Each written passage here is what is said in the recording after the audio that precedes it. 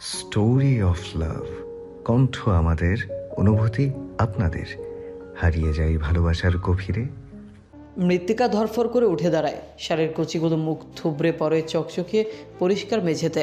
উত্তেজিত হয়ে পড়ে মৃত্তিকা, ব্যগ্র কণ্ঠে বলে ওঠে, আমি দেখব না ওদের, আমি বাড়ি ফিরবো, এখানে থাকতে চাই না আমি। আফিমের বাবা আশরাফ মির্জা ধনী মানুষ। এই শহরের সব নামি দামি মানুষের বিয়েতে তাকে নিমন্ত্রণ জানানো হয়। ইয়াসিনের বাবা তার রেস্টুরেন্টের 10% শেয়ার কিনেছেন। সেই সম্পর্কের খাতিরেই আশরাফ মির্জা ও তার পরিবারকে ইনভাইট করা হয়েছে ইয়াসিনের বিয়েতে। আশরাফ মির্জার পরিবার বলতে চাচ্ছে এবং তার ছেলে আফিমকে সে প্রথমে কিছুতেই রাজি করাতে পারেনি বিয়েতে আসার জন্য। অনেক কাঠখড় পোড়াতে হয়েছে আফিমকে এত সভ্য মানুষদের কাছে নিয়ে আসতে। ছেলে তার ছন্ন ছাড়া বাঁধন হারা, যখন যা ইচ্ছে হয় তাই করে। এজালা ওজালার ছেলেদের সাথে মারপিট করে শরীরে ক্ষত বানিয়ে নিয়ে আসে, দুর্নাম রটায় নিজের। আফিমের সব আড্ডা বখাটে ছেলেদের সাথেই, সভ্য ভদ্র মানুষদের সাথে তার অত ভাব নেই। আজ কিছুতেই আফিম সেজে গুজে আসতে চায়নি এখানে। আশরাফ মির্জা একা একা আসবে এটা ভালো দেখায় না, সবাই বিষয়টা ভালো চোখে দেখবেও না। তাই না চাইতেও রীতিমতো জোর জবরদস্তি করে আফিমকে এখানে টেনে এনেছে সে। তবে সুযোগ বুঝে আফিম একটা শর্তও জুড়ে দিয়েছে, তার প্রিয় বন্ধুদেরকে সে না নিয়ে নিমন্ত্রণ রক্ষা করতে যাবে না। অগত্যা আফিমের সাথে এসেছে শান্ত রূপকার রায়ান। বিয়েবাড়িতে আসার পর ওরা অনেকটা আনন্দ করেছে। খাওয়া দাওয়ার পর্ব চুকিয়ে বের হয়ে আসতেই মৃত্তিকার সাথে ধাক্কা লাগে আফিমের। এই মুহূর্তে মৃত্তিকাকে দেখে অবাক হয় ছেলেটা। কিছু বুঝে ওঠার আগেই গরম নোংরা ভাতের দানায় এসে পরে তার ব্লেজারে। সে মুহূর্তে প্রচণ্ড রাগ করা উচিত ছিল আফিমের। সে রাগী মানুষ, শার্টে সামান্য ধুলো লাগতে দেয় না যে ছেলে। তার বুকে কেউ বমি করে দেওয়ার পরেও সে এতটা শান্ত কী করে আছে কে জানে। মৃত্তিকার ভাবগতিক সুবিধার নয়, মেয়েটার শরীর দুলছে, অস্থির উত্তেজিত দেখাচ্ছে মৃত্তিকাকে। কিন্তু আফিমের স্বভাবে মৃত্তিকার প্রতি কোমলতা নেই, নম্রতা নেই। সে চায়ও না নরম সুরে কথা বলতে। আফিম বিরক্তিকর কণ্ঠে বলে, যাবে ভালো কথা, আমার ব্লেজার নিয়ে যাও, ধুয়ে আয়রন করে ফেরত পাঠাবে। মৃত্তিকা ফ্যাল ফ্যাল করে তাকিয়ে থাকে আফিমের দিকে। আফিম ব্লেজারটা খুলে এগিয়ে দেয় মৃত্তিকার দিকে। দোনামোনা করে ব্লেজার হাতে নিয়ে মৃত্তিকা কণ্ঠিত স্বরে বলে, আমি ভালো করে ওয়াশ করে দেব। দাঁড়ালো না মৃত্তিকা। বরকনের স্টেজের সামনে গিয়ে যাওয়ার সময় না চাইতেও স্টেজে চোখ আটকে যায় মেয়েটার। অনেক চেয়ার পেতে রাখা, সেইখানে আনন্দে মুখরিত চারপাশ। সকলেই বসে বরকনেকে দেখছে। গাজী সাহেব সূরা পাঠ করলেন। প্রথমে ইয়াসিনকে বললেন কবুল বলতে। এক মুহূর্তের জন্য মৃত্তিকার মনে হলো ইয়াসিন কবুল বলবে না, তার গলায় শব্দটা আটকে যাবে। তাদের ভালোবাসায় কোনো ছলচাতুরি ছিল না।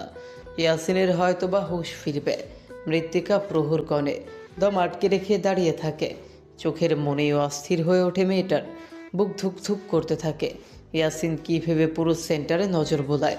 মৃত্তিকার চোখে চোখ পড়তেই ছেলেটা চোখ নামিয়ে ফেলে দ্রুত। তার চোখে অস্বস্তি বিদ্যমান। কিছুক্ষণ চুপ থেকে অতঃপর চোখ বুজে দ্রুত 3 কবুল পাঠ করে সে। সাথে সাথে চোখ বুঝে ফেলে মৃত্তিকা। গালে লোনা পানি গড়িয়ে পড়ে। সবাই খুশিতে লাফিয়ে উঠল। মৃত্তিকা খুশি হতে পারে না। ভেতরটা জলে পুড়ে খাক হয়ে যায় মৃত্তিকার। ভেঙে চূর্ণ বিচূর্ণ হয়ে যায় হৃদয়। রবিও কবুল বলার পর বিয়েটা সম্পূর্ণ হয়ে যায়। মৃত্তিকা আলতো হাসে, চোখ মুখ মুছে ফেলে সে। শাড়ির কুচি উঠিয়ে এগিয়ে যায় বরকনের দিকে। হাতে থাকা র্যাপিং পেপারে মোড়ানো উপহারটা রুবির দিকে বাড়িয়ে দেয় সে। বলে, তোর বিয়ের উপহার। রবি অবাক হয়ে তাকিয়ে রয় মৃত্তিকার পানে। সে মৃত্তিকার প্রিয় বান্ধবী, তার মতো কেউ মৃত্তিকাকে চেনে না, জানে না। মৃত্তিকার সিক্রেট বক্স ছিল রুবি। সে জানে মৃত্তিকা ইয়াসিনকে কতটা ভালোবাসে, কতটা যত্ন করেছে সম্পর্ক। তাহলে আজ মেয়েটা খুশি কেন? কেন চোখে অশ্রু নেই মৃত্তিকার? মৃত্তিকা ফিরে আসে স্টেজ থেকে, টলতে টলতে সেন্টারের বাইরে চলে আসে। আর চলছে না মেয়েটার শরীর, মৃতদের ন্যায় ঘুমিয়ে যেতে ইচ্ছে করছে। দাঁড়াবার জোরটুকুও পারছে না মৃত্তিকা, গলা দিয়ে শব্দ বের হচ্ছে না। সে সেন্টার থেকে বের হতেই ঝুমঝুমিয়ে বৃষ্টি পড়তে আরম্ভ করে। খিলখিল করে হাসে মৃত্তিকা। তার মনে হয় আজ আকাশও তাকে সঙ্গ দিতে চাইছে, তার কান্না মুছে ফেলার ব্যর্থ চেষ্টা করতে চাইছে। মৃত্তিকা প্রবল বৃষ্টির মাঝেও বেরিয়ে আসে বাইরে। রাস্তার ধারে প্রচুর দোকানপাট, সকলের স্থান হয়েছে দোকানের ছাউনিতে। তাদের ব্যস্ততা উপলব্ধি করতে পারে মৃত্তিকা। ধীর গতিতে এগিয়ে যায় পিচ ঢালা রাস্তায়। বৃষ্টির কণা দেহে এসে লাগতে মৃত্তিকার গাল ভিজে ওঠে তপ্ত লোনা জলে। শীতল বৃষ্টিধারার ফোঁটায় তার চোখের পানি মিশে যায়। মৃত্তিকা ধীর পায়ে হাঁটতে থাকে এক মনে। ভেজা রাস্তায় তার জুতোর খসখস শব্দ শুনতে পাওয়া যায়। আফিম আর তার বন্ধুরা রাস্তার ধারের চায়ের দোকানে বসেছিল। বেঞ্চগুলো ফাঁকা নেই একটিও। তাদেরই সমাগমে মুখরিত হয়ে আছে দোকানটি। শান্ত চা খাচ্ছে। আফিম বসে গল্প করছে রূপকার রায়ানের সাথে। সহসা তার চোখ পড়ে ঝুম বৃষ্টির মাঝে নূপুর পায়ে হেঁটে যাওয়া এক তরুণীর দিকে। মিষ্টি রঙের শাড়িটি দেহে লেপটে আছে মেয়েটির। চুল বেয়ে টপ টপ করে পানি পড়ছে, খাড়া নাক বেয়ে পানির কণা গড়িয়ে পড়ছে অবিরামভাবে। প্রসাদনীহীন অত্যাধিক আবেদনময়ী মেয়েটিকে দেখে ঘাড় বাঁকিয়ে তাকায় আফিম। চোখ ঝলসে যাওয়ার উপক্রম হয়। মাত্রাতিরিক্ত লাশময় ভাড়িটির দেড় ভাজে চোখ পড়তে থিতেই যায় সে। বিরক্তিতে কুঁচকে ফেলে চোখ। তাতে দাঁত পিষে ক্রোধ নিয়ে রূপককে বলে, এই মেয়েটার সমস্যা কি বলতো? ওভাবে ভিজছে কেন? একটু আগেই তো চলতে পারছিল না। তার কথা শুনতে পেতেই রূপক চট করে তাকায় পথের দিকে। চারপাশে মানুষের সমাগম, রাস্তা পুরো ফাঁকা। ফুটপাত দিয়ে হেঁটে যাচ্ছে মেয়েটি। সারা আঁচল অবহেলায় লুটিয়ে পড়ছে কোমরের নিচে। রূপক উঠে এসে দোকানের সামনে ঝুলিয়ে রাখা পলিথিন থেকে কেক বের করে নেয়। কেকের ওপর দাঁত বসিয়ে বলে, মেয়েটাকে খুব দুঃখী মনে হচ্ছে, চাই একটু সঙ্গ দিয়ে আসি। রূপকের কথা শেষ হতেই রায়ান চেতে ওঠে। রূপকের কাঁধ চেপে ধরে বলে, শালা হারামখোর, তোর না সুন্দরী গার্লফ্রেন্ড আছে? তুই কোন সাহসে অন্য মেয়ের দিকে তাকাস? ছি, তওবা কর। দুই গালে থাপ্পড় মেরে বল আস্তাগফিরুল্লাহ, তওবা তওবা। রূপক হিন্দু সম্প্রদায়ের, কিন্তু বন্ধুদের সাথে সে এমনভাবে মেশে যেন সে মুসলিম। আলহামদুলিল্লাহ, আস্তাগফিরুল্লাহ বলতেও কুণ্ঠাবোধ করে না। রায়ানের কথা শোনা মাত্রই সে বলে ওঠে, দুটো গার্লফ্রেন্ড থাকা দোষের নাকি? রায়ান বলে, অবশ্যই দোষের। আমি একটা পাচ্ছি না, তুই দুটো চাচ্ছিস। তোর উচিত না আমাকে সুযোগটা করে দেওয়া? রূপক বলে, দুইটার দরকার, একটা লেগে গেলে আরেকটা থাকবে, বুঝিস না কেন? ওদের কথা বিরক্ত হয়ে গেল আফিম। চট করে উঠে দাঁড়ালো সে। কোনো কথা না বলে বৃষ্টি মাথায় নিয়ে ছুটে গেল মৃত্তিকার পিছু পিছু। মৃত্তিকার সেসবে যদিও ধ্যান নেই। আফিমের সাদা শার্ট ভিজে উঠল সাথে সাথে। বুক ফিটের ভাঁজ স্পষ্ট হয়ে উঠল। সে পেছন থেকে চেঁচিয়ে ডাকল মৃত্তিকাকে।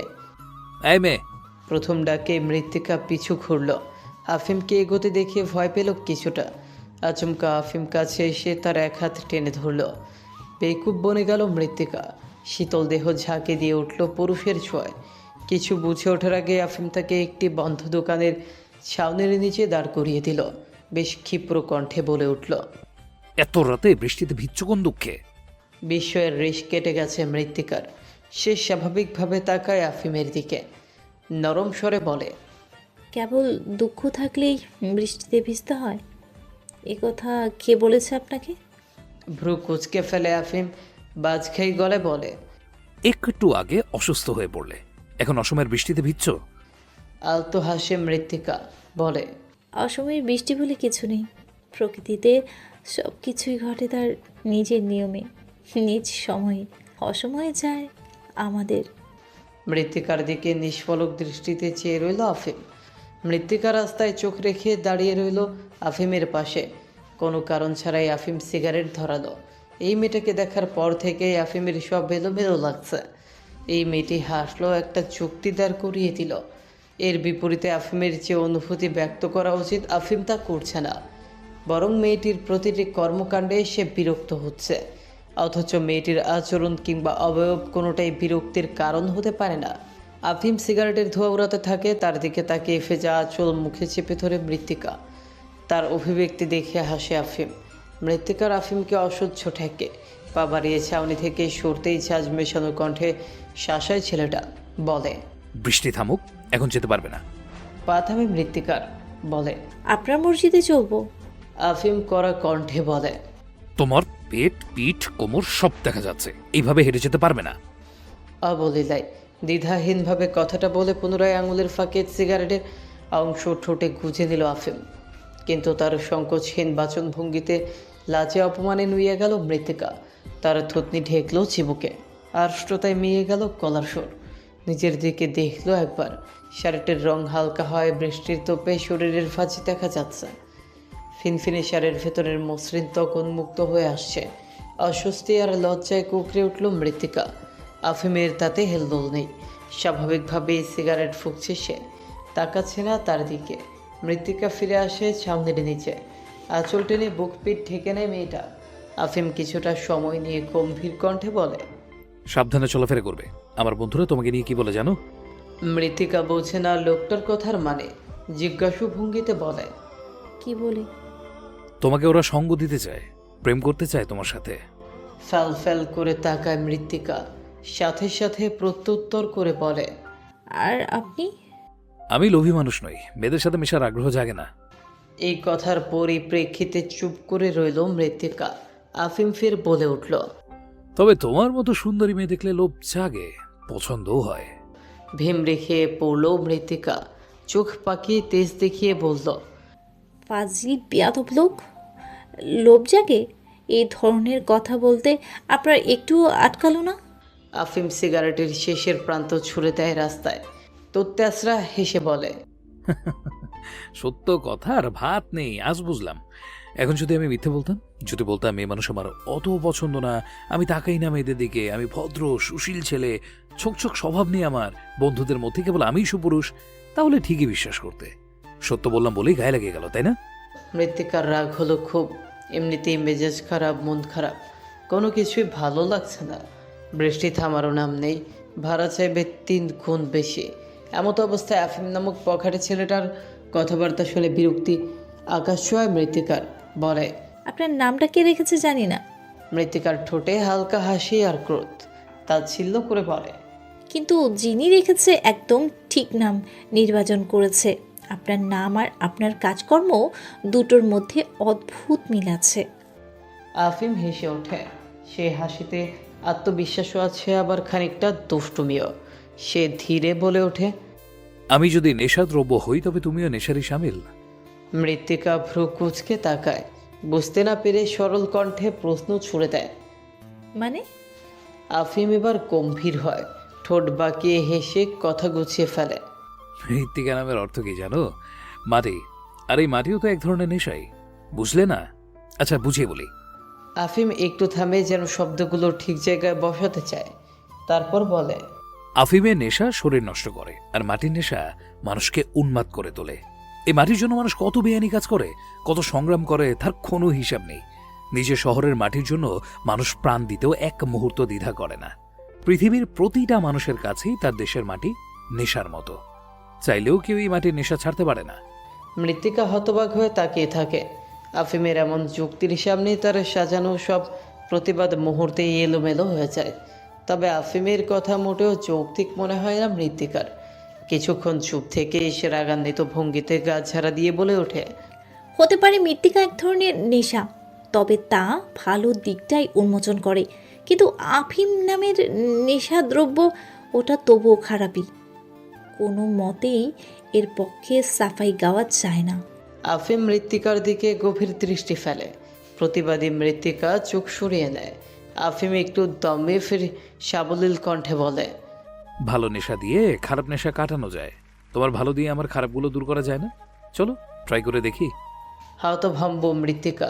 কথার মর্মার্থ বুঝতে পেরে হক চুকিয়ে যায় সে।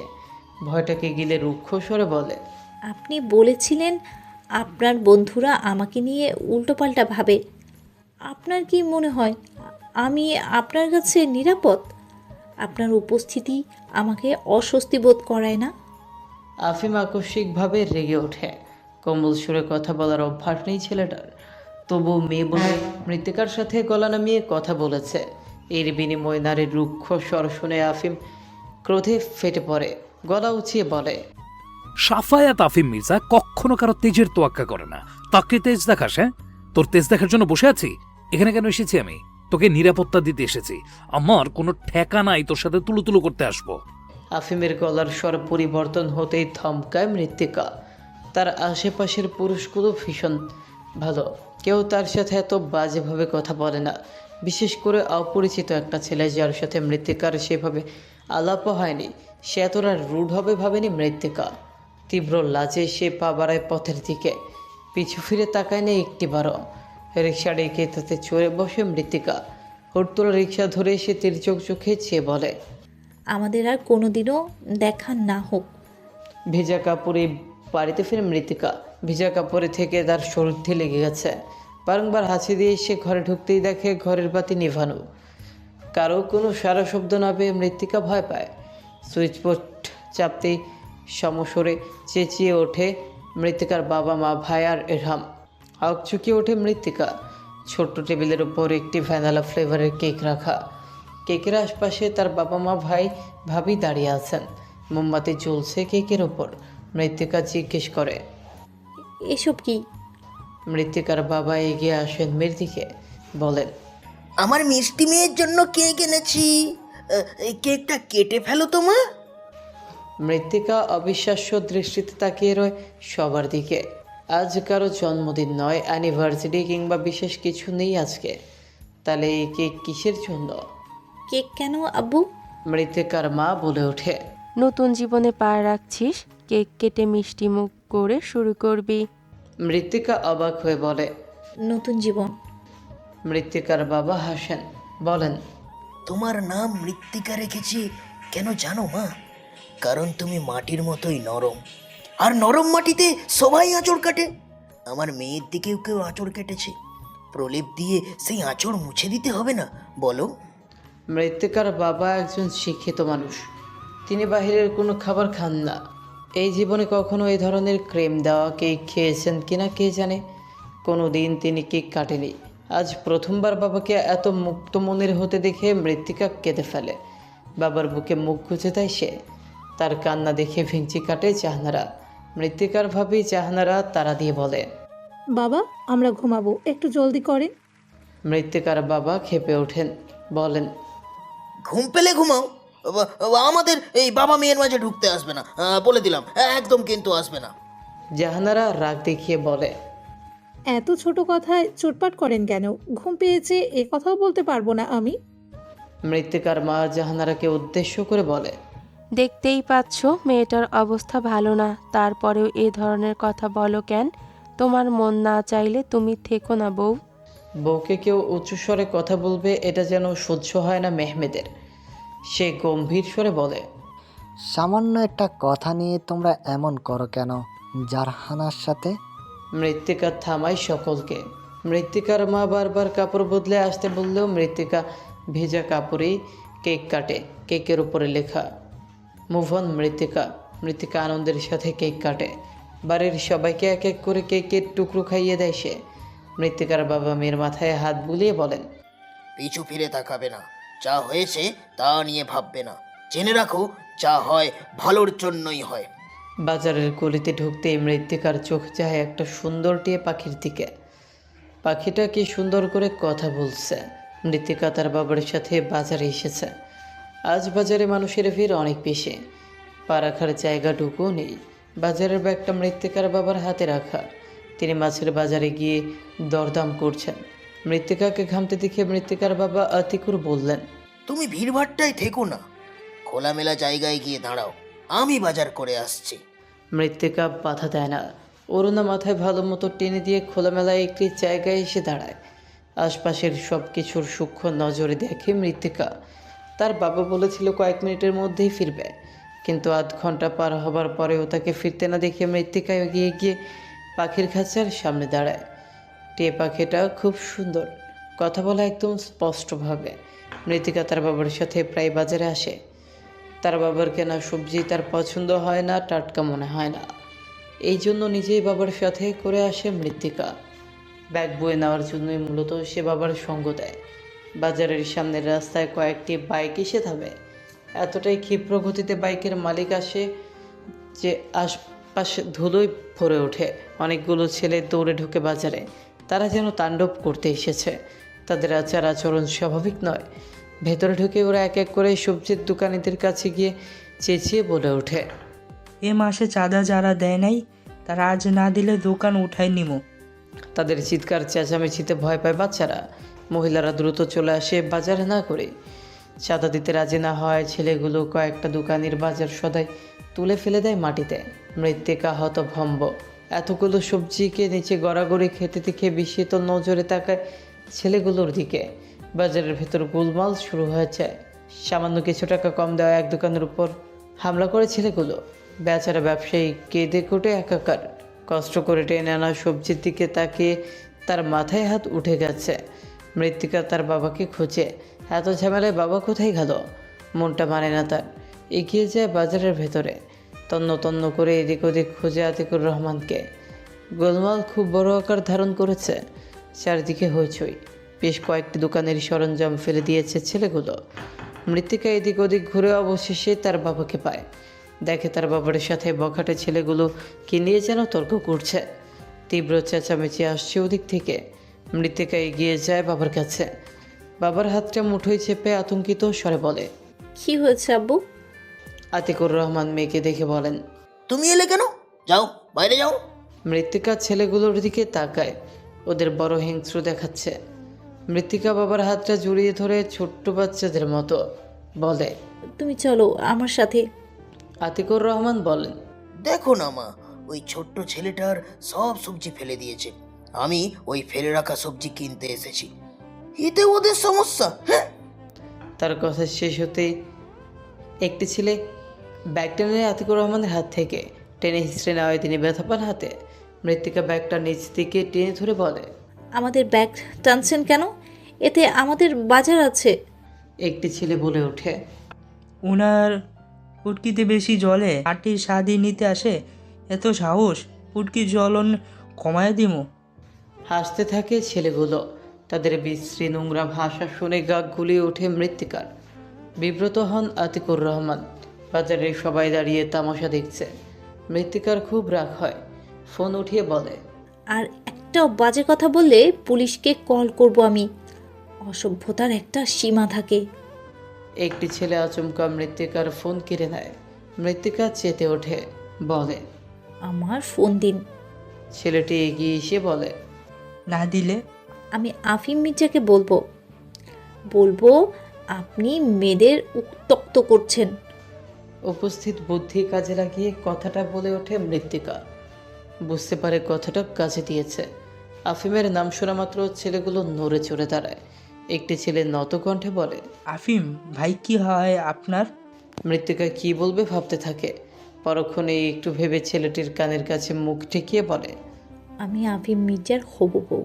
কথাটা শুনেই ছেলেগুলো ব্যাগার ফোন মৃত্তিকার বাবার দিকে এগিয়ে দেয়। হাত জোর করে দাঁড়ায় সবাই।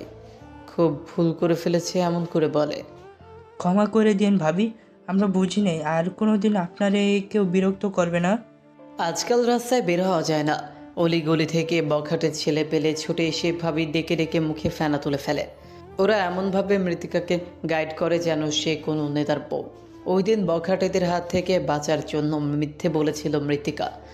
আফিমের হবু বউ বলে নিজের পরিচয় দিয়েছিল। এই এক ভুল তাকে প্রতি মিনিটে মিনিটে ভোগাচ্ছে। আফিমের সম্পর্কে তেমন কিছুই জানে না মৃত্তিকা। তবে এইটুকু বুঝেছিল যে সে বখাটেদের দলের মাথা। তার কথা মতোই কাজবাজ করে বাকিরা। তাই তো ওই পরিস্থিতিতে মিথ্যে বলেছিল। তখনও বোঝেনি একটা কথা ওরা এতটা সিরিয়াসভাবে নিবে। এভাবে পিছু লেগে থাকবে কুশিংকালেও কল্পনা করেনি।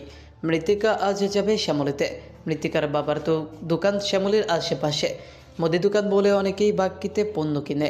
মৃত্তিকার বাবা সহজ সরল মানুষ। অভাব অনটনের গল্প শুনে আর বিশ্বাস করে বাকিতে দোকানের মালামাল বিক্রি করেন। পরে মাসের পর মাস হাত পেতে টাকা চেয়ে চেয়ে বেড়ান। দুর্বলদের সাথে এমনই হয়। মৃত্তিকার বাবা সাদামাটা মানুষ। ঝগড়াঝাটির আশেপাশে নেই তিনি। কাস্টমারদের সাথে উঁচু গলায় কথা বলতেও তিনি সংকোচ বোধ করেন। ফলে ক্রেতারা আরও ছাড় পেয়ে যায়। বাকিতে প্রচুর পণ্য কিনে টাকা দেওয়ার সময় গড়িমসি করে। মজিদ নামের এক খদ্দের প্রায় 7,000 টাকার জিনিস কিনেছে। 3 মাস হয়ে গেছে টাকা পরিশোধ করছে না। দোকানের আশেপাশেও তাকে দেখা যায় না। দোকানের এই লোকসান দেখে প্রেশার বেড়ে যাচ্ছে আতিকুর রহমানের। আজকাল প্রেশার হাই হয়ে যায়, মাথা ঘোরায়।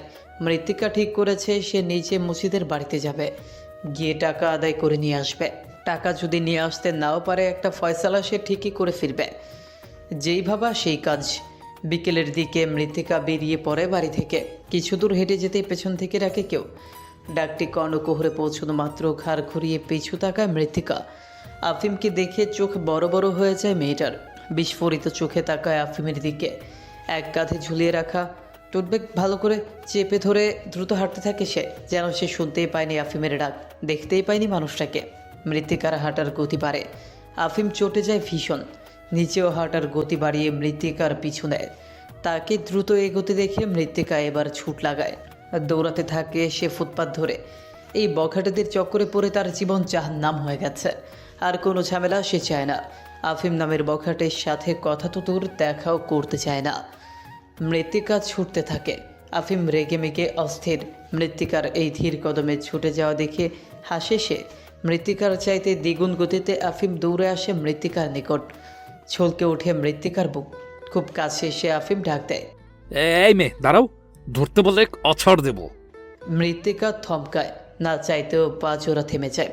আফিম সাথে সাথে মৃত্তিকার মুখোমুখি হয়ে দাঁড়ায়, দু হাঁটুতে হাত রেখে উপর হয়ে কিছুক্ষণ দম নিয়ে বলে, পালাচ্ছিলে কোন সাহসে? মার খাওয়া শখ হয়েছে? ভরকায় মৃত্তিকা। অপরিচিত একটা ছেলে, বখাটে, বেপরোয়া, অসভ্য স্বভাবের। মৃত্তিকাকে দেখলেই ডাকবে কেন, মারতেই বা চাইবে কেন? জেনে বুঝে তার তো কোনো ক্ষতি করেনি মৃত্তিকা। তবে কিসের এত তম্ভ ছেলেটা, কিসের এত তেজ? একটু ভয় ডর নেই মাস্তানটার?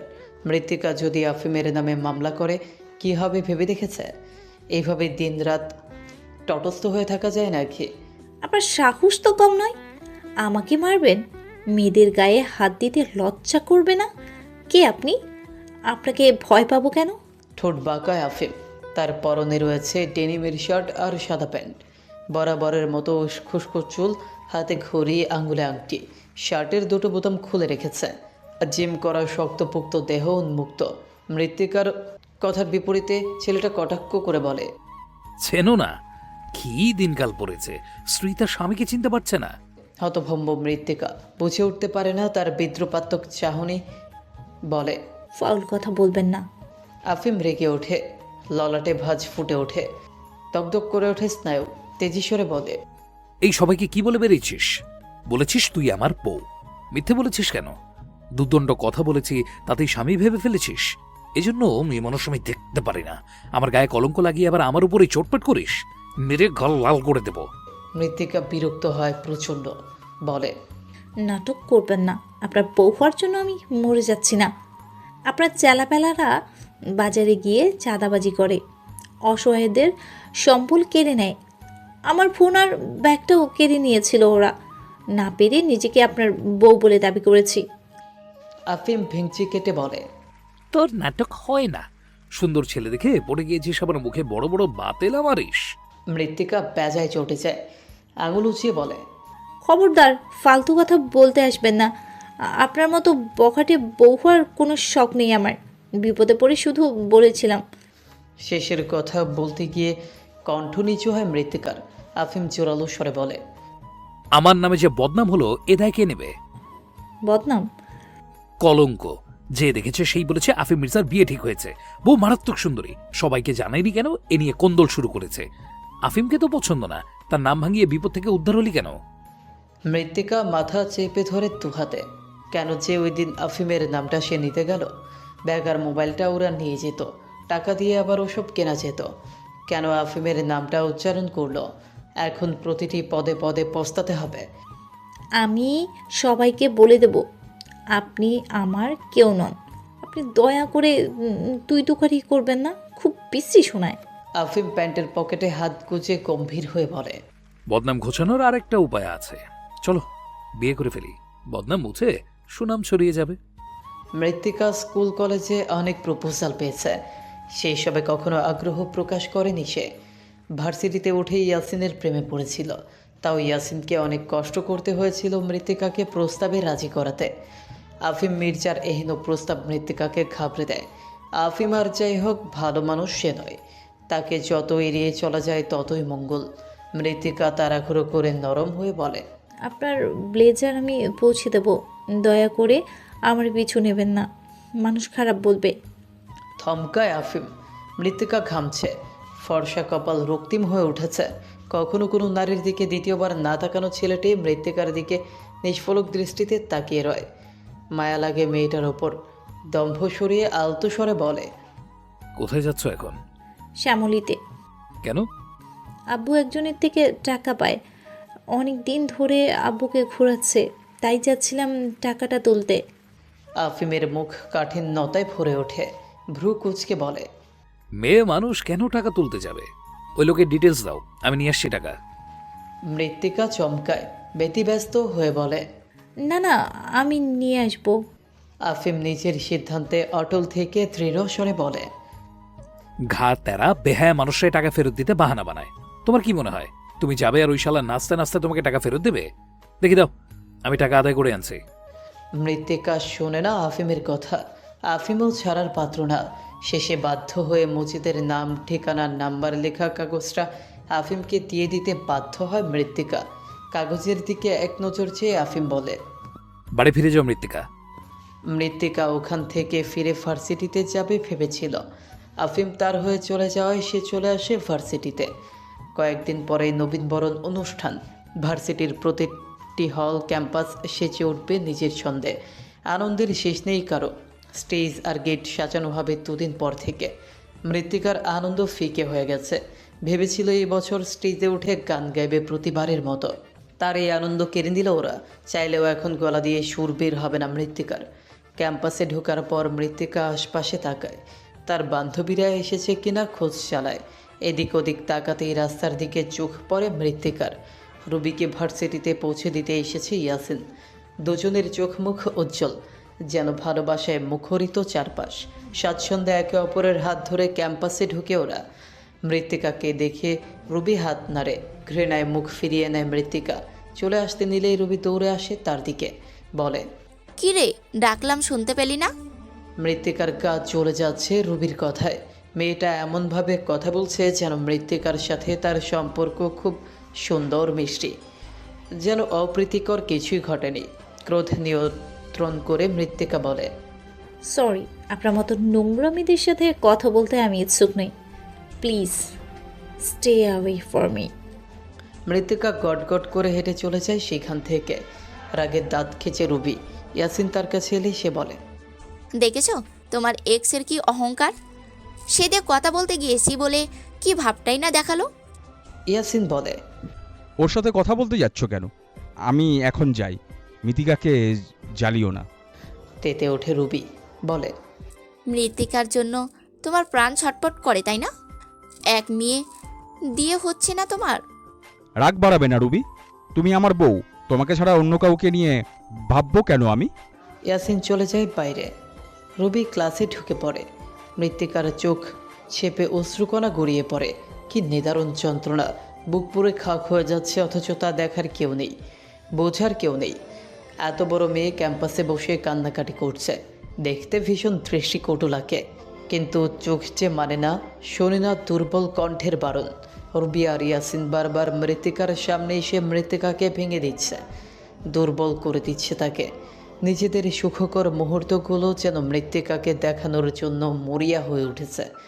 মৃত্তিকা ছুটে ওয়াশরুমে যায়, চোখে মুখে পানি ছিটিয়ে হলে ঢোকে। আজ তাদের শেষ পরীক্ষা।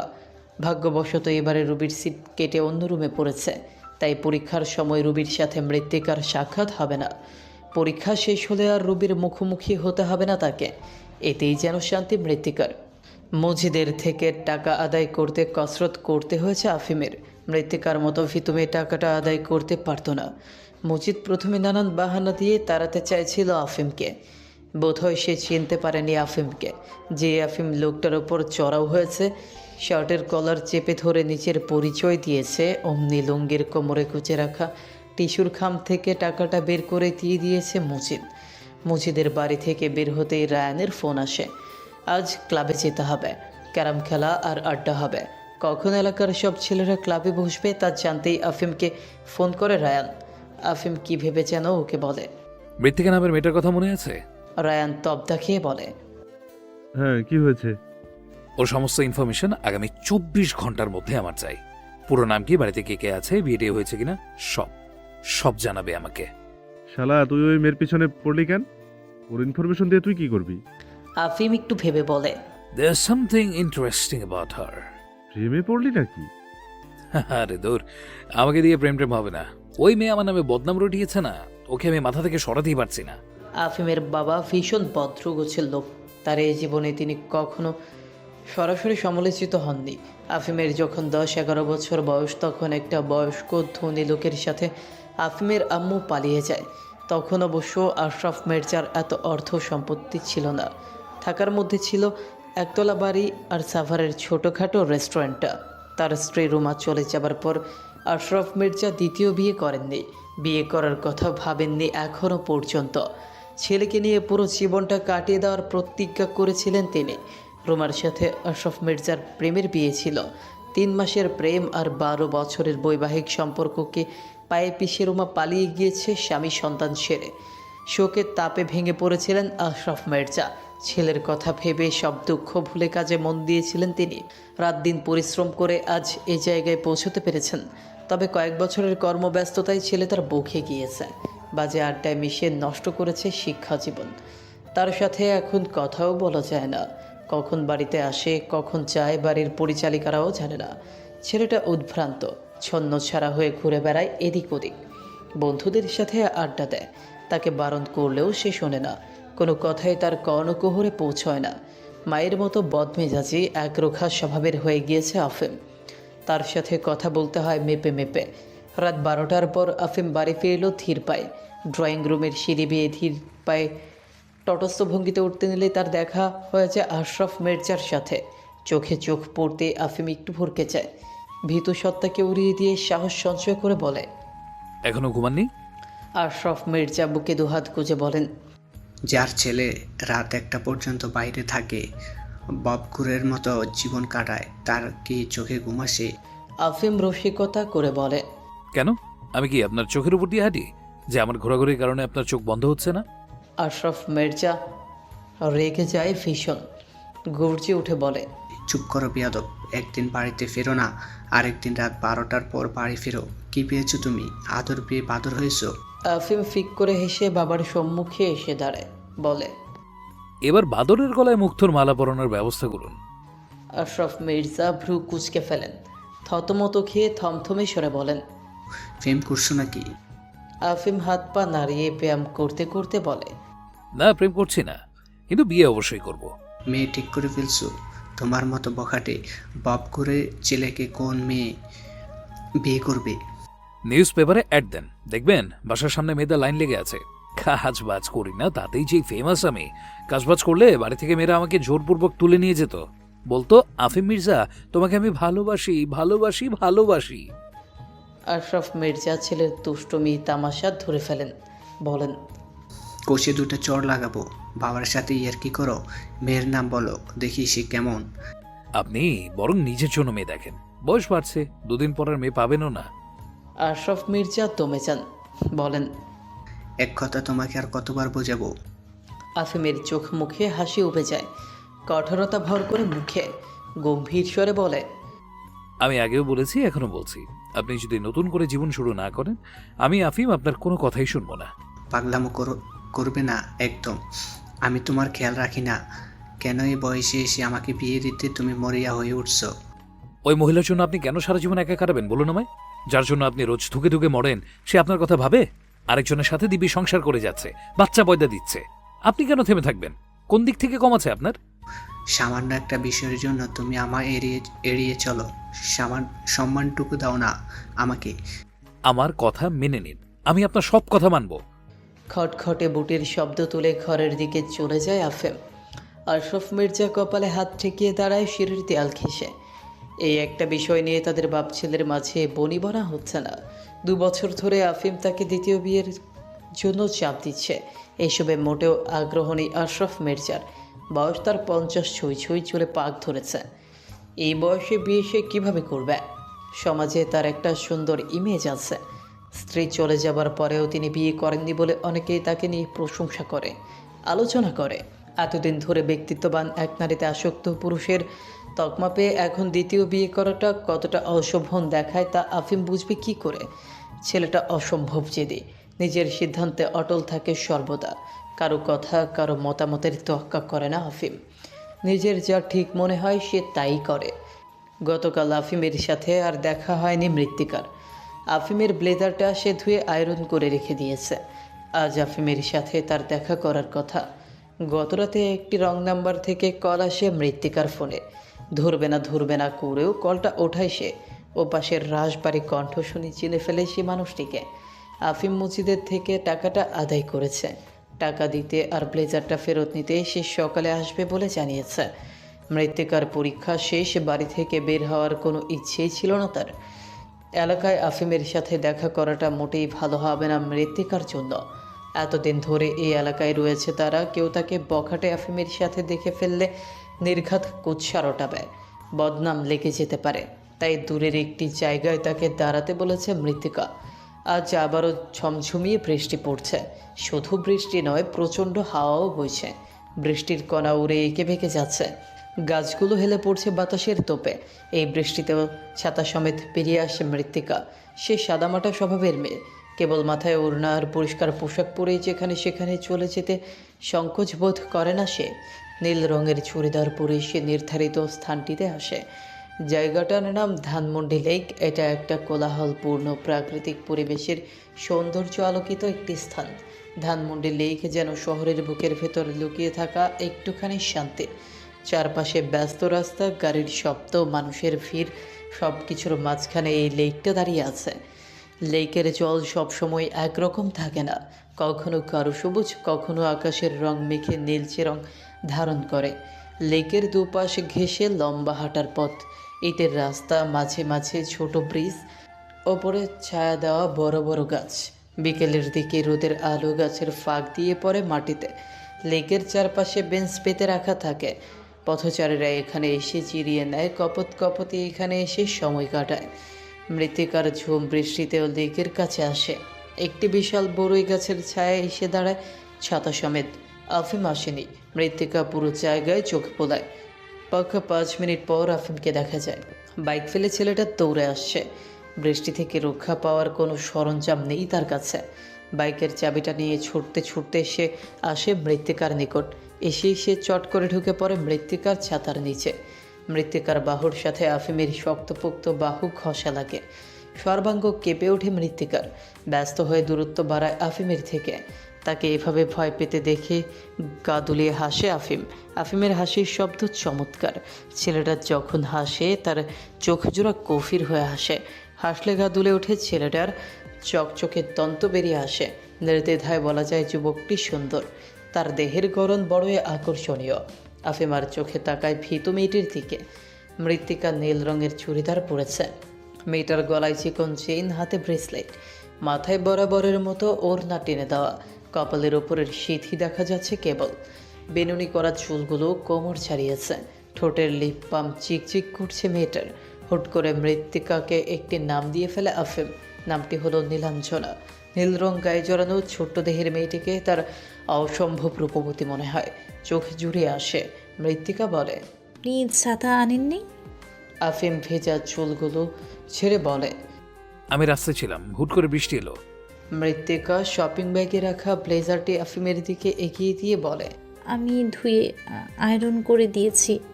আফিম তার পকেট থেকে 7,000 টাকা বের করে। টাকাগুলো বৃষ্টির পানিতে কিছুটা ভিজে গেছে। ফ্যানের নিচে রেখে দিলেই শুকিয়ে যাবে। মৃত্তিকার হাতে টাকাগুলো কুচে দিয়ে আফিম বলে, আমি তো বেকার, তোমার বাবাকে বলবে বাকিতে মাল বিক্রি করার পর ক্রেতা টাকা দিতে টালবাহানা করলে আমাকে ডাক দিতে। মৃত্তিকা ফিক করে হেসে ফেলে আফিমের বলার ভঙ্গি দেখে। হাসতে হাসতে বলে, আপনি এখন মারপিট করাটাকে প্রফেশন হিসেবে নিতে চাইছেন? তোমার জন্য এটুকু করাই যায়। বেশি তো হয়? মৃত্তিকা প্রশ্ন করে। আমার জন্য? সুন্দরী মেয়েদের জন্য আমি সব করতে পারি। মৃত্তিকা ফোঁস করে শ্বাস সারে। লোকটা আস্ত একটা ফাজল। তাকে ভালো ভেবে ভালো ব্যবহার করাটাই ভুল হয়েছে মৃত্তিকার। বলে, ভালো হতে পারেন না? মাস্তানি করেন কেন? শোনো, আমি বেকার, আমাকে তো কিছু একটা করে টাইম পাস করতে হবে নাকি? মৃত্তিকা হতাশ চোখে তাকায় আফিমের দিকে।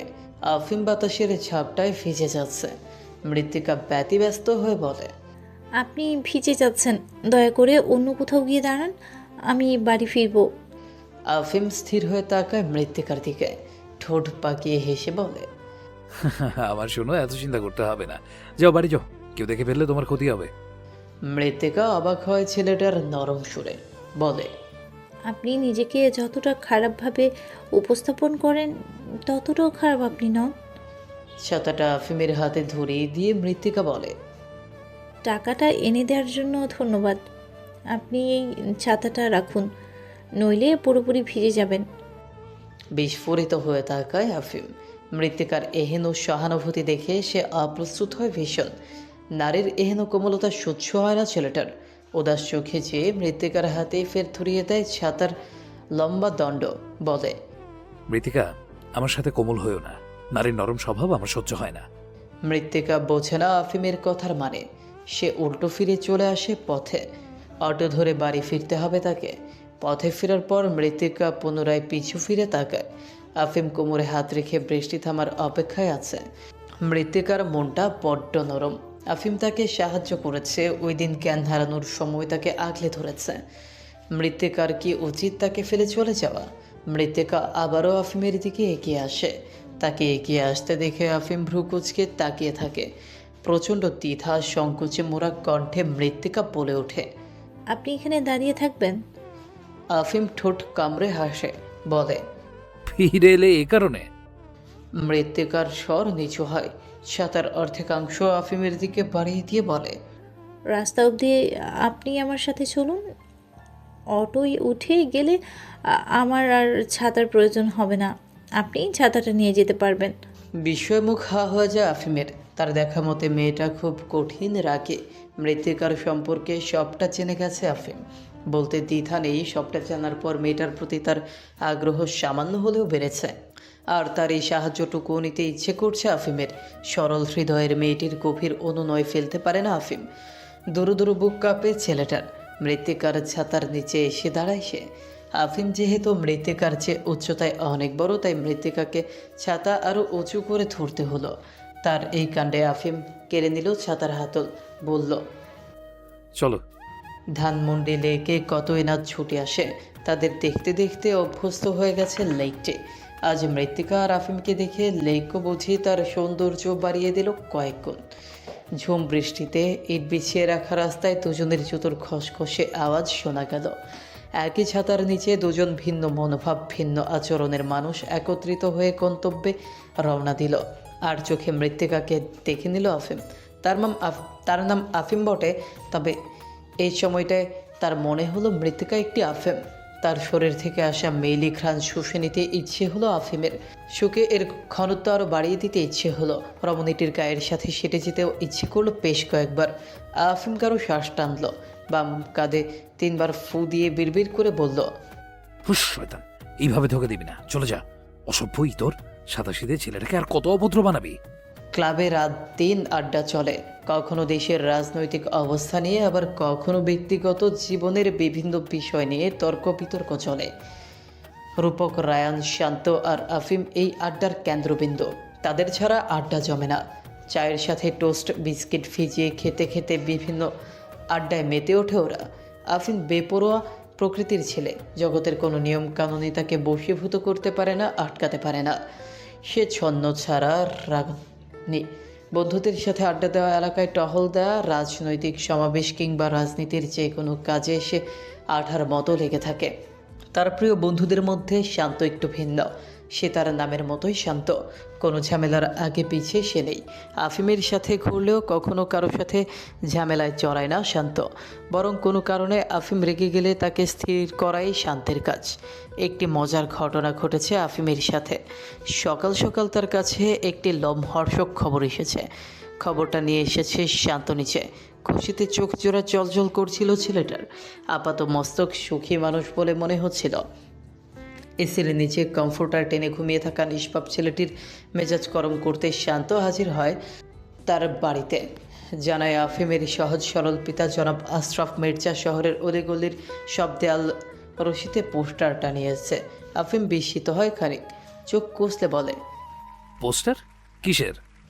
গাল ফুঁড়ে হাসে শান্ত, দাঁত সবগুলো বের করে বলে, শহরের কোনো দোকানদার যেন তোর কাছে সিগারেট বিক্রি না করে সে আবেদন জানিয়ে পোস্টারটা নিয়েছে, সাথে মামলা করে দেবার হুমকিও দিয়েছে।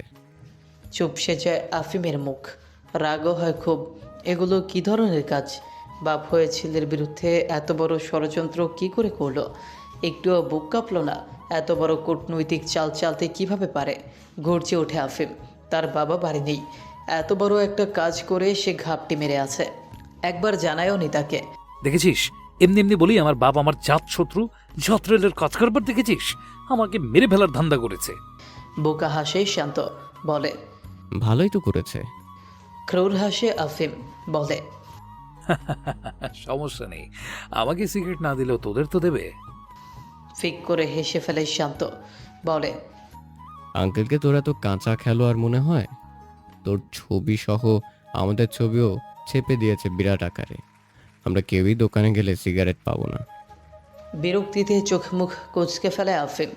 রাগ হয় খুব, ঝট করে উঠে যায় বিছানা ছেড়ে। ব্রাশে টুথপেস্ট লাগিয়ে বলে। এড়িয়ে পেলে কোথায়? আসো গাছ বাড়ি, একটা স্পার স্পার করেই ছাড়বো। বিছানা ছেড়ে উঠে আফিমের কাছে এসে দাঁড়ায় শান্ত, নরম কণ্ঠে বলে। আঙ্কেল তোর ভালোর জন্যই করছে। দিনে কটা সিগারেট খাস গুনে রাখিস? ভিতরে সব তো পুড়ে যাচ্ছে। সবুজাভ চোখ দ্বারা শান্তকে ভস্ম করে দেওয়ার মতো করে তাকায় আফিম। শান্ত ধমে যায়। ব্রাশ দিয়ে দাঁত মাজতে মাজতে আফিম বলে। হঠাৎ আমার সিগারেট খাওয়া নিয়ে তারা তো জ্বলন হলো কেন বলতো? সন্দেহান দৃষ্টিতে শান্তির দিকে তাকিয়ে আফিম ফির বলে। এতে তোর হাত নেই তো? দাঁত দিয়ে জিভ কাটে শান্ত, মাথায় হাতের তালু ঠেকিয়ে কসম কাটে। আল্লাহর কসম আমি এসবে নাই। পোস্টার এনেছিস দেখি। শান্ত পোস্টার মেলে ধরে আফিমের সামনে। পোস্টারে কালো করে তার রায়ান রূপক আর শান্তর ছবি প্রিন্ট করে দিয়েছে কিছুটা বড় আকারে। আফিমের দলের আরও কয়েকটা ছেলেপেলের ছবি দিয়েছে, তবে সেগুলো কিছুটা ছোট আকারের, যেন বিশেষ করে ওদের 4 জনকে টার্গেট করে রেখেছে। বড় বড় করে কাগজে লিখে দিয়েছে, আমার ছেলে আফিম মির্জা ও তার বন্ধুদের নিকট মাদক দ্রব্য বিক্রি করা থেকে বিরত থাকুন। কোন দোকানি তাকে ধূমপানের সাহায্য করলে দোকানের নামে মামলা করা হবে। আশরাফ মির্জা। চোখ কপালে ওঠে আফিমের। ত্যক্ত বিরক্ত হয়ে গজগজ করে পোস্টারটা ছিঁড়ে ফেলে সে দাঁত ব্রাশ করে তোয়ালে দিয়ে ঘষাঘষি করে মুখ মুছে হঠাৎ তাকায় শান্তর দিকে। ক্রোর হেসে বলে। ওই লোক আমার বিরুদ্ধে ষড়যন্ত্র করছে না? দেখ এবার আমি কি করি। ভয় পায় শান্ত, আতকে উঠে বলে। কি করবি? এইবার এই ব্যাটাকে আমি বিয়ে করিয়েই ছাড়বো। আফিম বাইক নিয়ে ছুটে যায় কোথাও। দলের লোকদের সাথে কথা বলে আফিম আশরাফ মির্জার অনেকগুলো করে ছবি ছাপায় কাগজে, নিচিয়ে বড় বড় করে লিখে দেয়। আমি জনাব আশরাফ মির্জা বিবাহ করিতে ইচ্ছুক। কোন হৃদয়বান নারী আমাকে বিয়ে করিতে আগ্রহ প্রকাশ করিলে উক্ত নম্বরে যোগাযোগ করিবেন। এরপর আশরাফ মির্জার নাম্বার লিখে দেয় নিচে। দলের সব ছেলেপেলেকে দিয়ে দেয়ালে দেয়ালে, রশিদে, দোকানের শাটারে, এমনকি রাস্তায় ছিটিয়ে পোস্টারগুলো সবার কাছে পৌঁছে দেয় ওরা। সারাদিন এই অপকর্ম করার পর শান্তিতে জিরিয়ে নেয় সে। কোক কিনে বন্ধুদের সাথে খেতে খেতে উল্লাসে মেতে ওঠে। আশরাফ মির্জার প্রতিক্রিয়া জানার জন্য আকুপাকু করে আফিমের মন। তাকে ঘোল খাওয়ালে সে ঘোল দিয়ে দই বানিয়ে খাওয়াবে। এতক্ষণে নিশ্চয়ই সর্বত্র ছড়িয়ে গেছে আশরাফ মির্জা বিয়ের জন্য পাত্রী খুঁজছেন। হয়তো শখানিক কলও ঢুকেছে তার বাবার ফোনে। ভেবেই খিলখিল করে হেসে ওঠে ছেলেটা। রাতে একটা ভালো ঝামেলা হবে। নিজেকে প্রস্তুত করে আফিম, হাই তুলে ঘন ঘন। আজ সাভারের এক দলের সাথে তর্ক হয়েছে আফিমের। ছেলেগুলো আফিমদের এলাকায় এসে দল বেঁধে মদ গাঁজা ইয়াবা খেতে শুরু করেছে। প্রথমে আফিমের নজরে আসেনি এসব। বেশ কয়েকদিন উক্ত দলের ছেলেদের এ এলাকায় যাতায়াত বাড়তে দেখা গিয়েছে, ফলে বিষয়টা নজরে এসেছে আফিমের। তার মুখ দিয়ে নরম কথা বের হয় না। দলের সামনে গিয়ে ছেলেটা চোটপাট করে এসেছে। পরিপ্রেক্ষিতে ওই দল ভালোভাবে প্রস্তুতি নিয়ে আফিমকে মারার হুমকি দিয়েছে। কালোরা দলবল নিয়ে এদিকে আসবে। আফিম নিজেও প্রস্তুত। লোহার রড, ক্রিকেট ব্যাট, বাঁশের লাঠি জুগিয়ে রেখেছে। ওরা আঘাত করতে এলেই পাল্টা আঘাত করবে আফিমরাও। দূরের সুপার শপটায় এসেছে মৃত্তিকা। ইরহামের সুজি শেষ, জাহানারার জন্য মাদার্স হরলিক্স কিনতে হবে। বাড়ির আশেপাশের দোকানে হরলিক্সটা নেই, থাকলেও তা অন্য কোম্পানির। ভাবি যে কোম্পানির হরলিক্স খায় তা নিতে হলে সুপার শপে আসতে হয়। বাড়ি থেকে বেশি দূর নয়, মাত্র 10 টাকা রিক্সা ভাড়া। মৃত্তিকার গায়ে আজ হলদে পাতলা কামিজ, বদন কিছুটা ঘরমাক্ত তেলতেলে, মাথার ওড়না কাঁধে পড়ে আছে। গরমে গাল হয়ে উঠেছে রক্তিম। সুগভীর নেত্রযুগলে কিঞ্চিত কাজল লেপে দেওয়া, শুষ্ক ঠোঁটচোরা জিভ দিয়ে ভেজাতে রাস্তার অপর পাশে রাজকীয়ভাবে বাইকে বসে থাকতে দেখতে পায় আফিমকে। অত্যন্ত সুন্দর আর নাটকীয় ভঙ্গিতে বসে আছে ছেলেটা। পরনে স্কাই ব্লু রঙের শার্ট আর কালো প্যান্ট, বরাবরের মতোই টপ বাটন খোলা। মৃত্তিকা যে আফিমকে দেখতে পেয়েছে তা বুঝতে দেয় না আফিমকে। তৎক্ষণাৎ চোখ ঘুরিয়ে রিক্সা খোঁজে মৃত্তিকা। আফিমের সাথে কিছু ছেলে পেলে আছে, সবার হাতে লাঠি, বাঁশ আর রড। কি নিয়ে যেন ব্যাপক আলোচনা করছে ওরা। আফিমকে দুপাশ দিয়ে ঘিরে রেখেছে ছেলেগুলো। তাদের সাথে কথা বলতে বলতেই আফিমের নজর পড়ে মৃত্তিকার দিকে। তাকে দেখে সহসাই চিত্ত চনমনে হয়ে ওঠে আফিমের। প্রায় 3 দিন পর মৃত্তিকার সাথে দেখা হয়েছে। এইভাবে মেয়েটাকে না জ্বালিয়ে ছেড়ে দিবে? ছেলেগুলোকে সরিয়ে আফিম শীষ বাজায় খুব জোরে। ভরকে যায় মৃত্তিকা। না চাইতেও রাস্তার অপর প্রান্তের ছেলেটির দিকে তাকায় সে। সুযোগটা কাজে লাগায় আফিম। আঙুলের ইশারায় ডাকে মৃত্তিকাকে। মৃত্তিকা অবুঝের ন্যায় আইডাই করে এদিক ওদিক তাকায়, যেন সে দেখতেই পায়নি আফিমকে। কিন্তু আফিম কি ছেড়ে দেওয়ার পাত্র? চেঁচিয়ে সে ডেকে ওঠে, এই মেয়ে, এদিকে। মৃত্তিকা আফিমের সাথে খুব বেশি সখ্যতা বাড়াতে চায় না। এই এলাকার অনেকে ইয়াসিনকে চিনত, আগে পিছিয়ে কথাও বলতো তাদের নিয়ে। যখন জেনেছে ইয়াসিন মৃত্তিকার ফিয়ন্সে, তখন তাদের মুখ বন্ধ হয়ে গেছে। এখন যদি আফিম নামক পখাটে পেয়ারা ছেলের সাথে মৃত্তিকাকে বারবার কথা বলতে দেখে, তাহলে অনেকেই অনেক কটু কথা বলবে। এইসব কিছুই চায় না মৃত্তিকা। এত সব ঝামেলা আর ভালো লাগে না তার। খুব সাদামাটা একটা জীবন চেয়েছিল সে। ইয়াসিন নামের ছেলেটিকে নিজের করে পেতে চেয়েছিল, একটি ছোট্ট সংসার গোছাতে চেয়েছিল। সেসব যখন পায়নি, তখন আর কোনো কিছুই গ্রহণযোগ্য ঠেকে না। আফিম পুনরায় চেঁচিয়ে ডাকে মৃত্তিকাকে, কঠিন স্বরে বলে, আমি উঠলে কিন্তু রেহাই পাবে না মৃত্যু। মৃত্যু নামটা শুনে সুরের ঝাঁকিয়ে ওঠে মৃত্তিকার। গা দুলে ওঠে কিছুটা, ফাঁকা হয়ে আসে মেয়েটার মস্তিষ্ক। আফিমের করা হুমকির নিচে ধামাচাপা পড়ে তার দুর্বল প্রতিবাদ। কণ্ঠরোধ হয়ে আসে। আশপাশের মানুষ তির্যক নজরে দেখছে মৃত্তিকাকে। অস্বস্তিতে আটোসাটো হয়ে দাঁড়ায় মৃত্তিকা। ওদের হাতে অস্ত্র দেখে ভয় বাড়ে তার। কিছুক্ষণ দোনামোনা করে রাস্তা পার হয়ে সে এগিয়ে আসে আফিমদের দিকে। আফিম হেলে থাকা দেহটি তুলে ফেলে। তার সবুজাব চোখ জোড়ায় ক্রোধ আর অধিকার বোধ দেখতে পায় মৃত্তিকা। মিনমিনে স্বরে বলে ওঠে, আপনি আমাকে আর এভাবে ডাকবেন না প্লিজ, কেউ দেখে ফেললে বিপদ।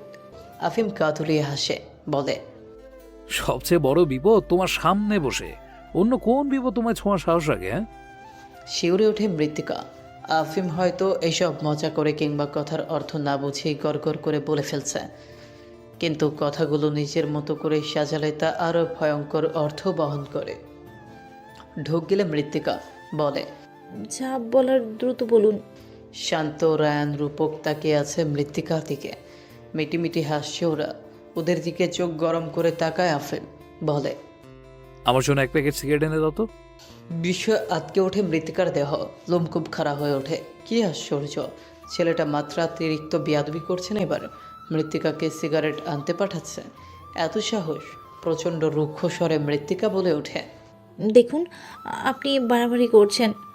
আফিম প্যান্টের পকেট থেকে ওয়ালেট বের করে 500 টাকার চকচকে নোট বাড়িয়ে দেয় মৃত্তিকার দিকে। মৃত্তিকা বিরক্ত হয় বেজায়। পোস্টার তাদের গলিতেও লাগানো হয়েছে, সে জানে সবটা। আফিম বলে, দেখো, এই এলাকার কোনো দোকানদার আমার কাছে সিগারেট বিক্রি করবে না। আমার বাবা সব দোকানদারকে নিষেধ করেছে আমার সিগারেট না দেওয়ার জন্য। হাসি পায় মৃত্তিকার। আশরাফ মির্জার কাজটায় সে খুশি হয়েছে খুব। তেনার প্রশংসা করে মৃত্তিকা বলে, নিঃসন্দেহে তিনি একটি চমৎকার উদ্যোগ নিয়েছেন। এটা তোমার ভালো মনে হচ্ছে? আমাকে এলাকার বাইরে গিয়ে লোক লাগিয়ে সিগারেট আনতে হচ্ছে। তিনি একজন বাবা, তাই বাবা হয়ে ছেলের খারাপ দিকগুলোকে মেনে নিতে পারছেন না বলেই এমনটা করছেন। তুমি এনে দেবে কি না? কোনোভাবে আমি এরকম কিছু করব না। বিরক্তি ঘিরে ধরে আফিমকে। টানা কয়েক ঘন্টা এদিক ওদিক ঘুরে বেহাল দশা তার। এখন আর এনার্জি নেই শহরের বাইরে যাওয়ার। তাকে ছেড়ে না এমন দোকানি খুব কম। এখন সিগারেট না খেলে মাথা হ্যাং হয়ে থাকবে, এনার্জি ফিরে পাবে না একদম। বন্ধুদের সাথে যা খেয়েছে তাও হজম হবে না। মেয়েটাকে আজ ভারী সুন্দর লাগছে। এত সুন্দর মেয়েদের ধমক দিতেও মন সায় দেয় না, কিন্তু মৃত্তিকা মেয়েটা এমনই। তার ব্যক্তিত্ব দৃঢ়। অন্যান্য মেয়েদের মতো নাটকেপনা তার দ্বারা হয় না। আফিম চোখের ইশারায় সবাইকে চলে যেতে বলে। সবাই চলে গেলে সে ধীর কণ্ঠে বলে, এখন যদি তোমাকে উঠিয়ে নিয়ে যায় মৃত্যু, কি করবে? চমকায় মৃত্তিকা, 2 কদম পিছিয়ে বলে, মজা করবেন না। মজা করছি না, ভেবেচিন্তেই বলেছি। আমাকে আপনি তুলে নিয়ে যাবেন কেন? কারণ তোমাকে আমার মনে ধরেছে। তোমার মধ্যে আহ্লাদী স্বভাব নেই, নাটকেপনা নেই। এরকম মেয়েদের প্রতি ছেলেদের আগ্রহ কাজ করে। এ ধরনের কথা আর বলবেন না। আমি এ ধরনের কথা শুনতে অভ্যস্ত নই। অভ্যেস করে নাও মেয়ে, আমার এই ধরনের কথা তোমাকে আজীবন শুনে যেতে হবে। কেন? কারণ আমি তোমাকে সহজে ছেড়ে দেব না। আমার সাথে আপনার কিসের শত্রুতা? শত্রুতা থাকলে কি আর ডেকে কথা বলতাম? এইভাবে কথা বলতাম? তুলে নিয়ে যাওয়ার প্রস্তাব রাখতাম? তোমার মনে হয় আমি এত নরম স্বরে কথা বলতে পারদর্শী?